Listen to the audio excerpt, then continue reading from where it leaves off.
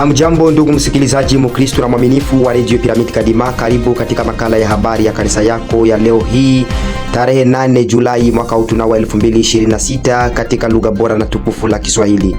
Matangazo yetu yanakujia mbashara moja kwa moja toka studio za Radio Pyramid Kadima jijini Lubumbashi Wantanshi katika Jamhuri ya Kidemokrasia ya Kongo. Kwenye usomaji uko nami Berger Kobi na kwenye ufundi Baba Thompson Unjibatangalwa. Basi moja kwa moja wacha tufungue ukurasa wetu wa matangazo na jiji la Goma, Kivu Kaskazini, DRC, ambako hali ya sitofahamu kati ya Wakristo inazidi kuwa tete, vuta ni kuvute, huko wamoja wakilaumu wengine.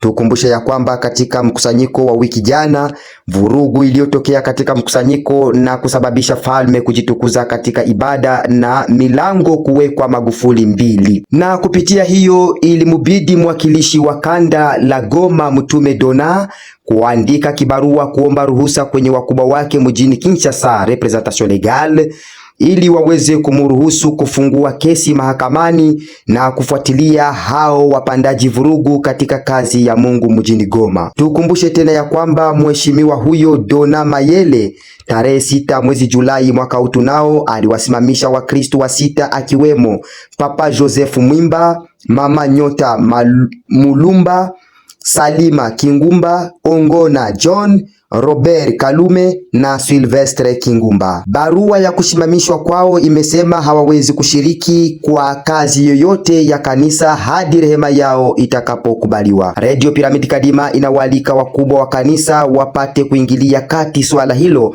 ili kuweka amani na salama katika shirika la huko jijini Goma. Machaguzi yamefika Omega huko Lubutu mkoani Maniema na kwa ujumla waliosajiliwa ni waaminifu 1442 na waliohudhuria kwenye mchwano ni 1361 na waliochaguliwa ni 1285 na waliozuilika au waliokosa kushiriki ni waaminifu 81. Tujulishe ya kwamba tarehe 7 mwezi Julai mwaka 2026 ndipo mkusanyiko ya wachaguliwa ulifanyika kwa salama na shangwe, na delegation inajiandaa kuendelesha ziara yao nafasi ifuatayo. Na tukimbilie barabara kabisa huko Baliga kijijini Lubila Center tarafani Shabunda, Kivu Kusini, DRC.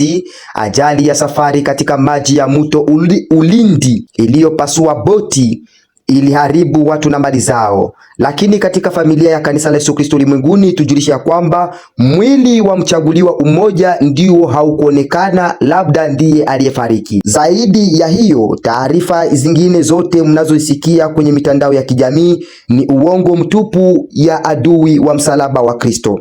Habari hii ilikamilishwa na mchungaji Buka Satridon wa huko Kivu Kusini toka Bukavu. Na huko Kitindi, mwakilishi wa kanda Papa Masumbuko Ndakala Toperdo alimsimamisha Papa Kampunge Jean Pierre kuto kuhudhuria kanisa muda wa miezi 6 hadi rehema yake itakapokubaliwa.